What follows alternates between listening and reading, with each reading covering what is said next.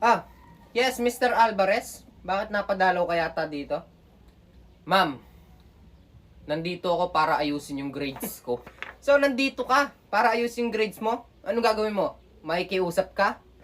Nako, iho, uunahan na kita. Wala nang magagawa yung pakiusap mo. Kahit dalhin mo pa dito yung magulang mo. Ma'am, huwag kayong magsalita ng tapos. Ha?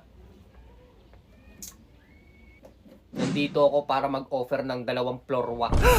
Ang ipinagbabawal na teknik, ang pagdadala ng special project.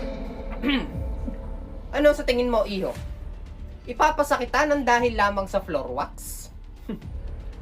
Hindi uubra yung 2 floor wax, ma'am? Sige, eto. Magandang deal para sa inyo.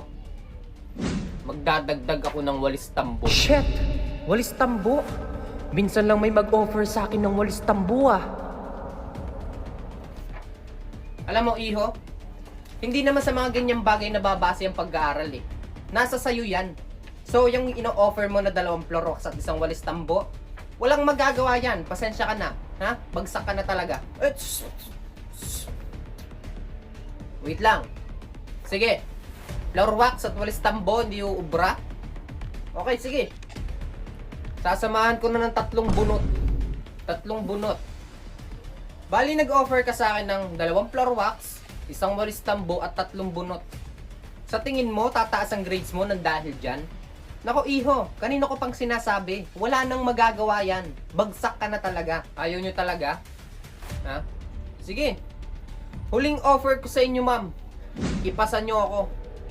At magdadala ako ng 1 kilong rambutan. Uy! Rambutan! Favorite ko yan!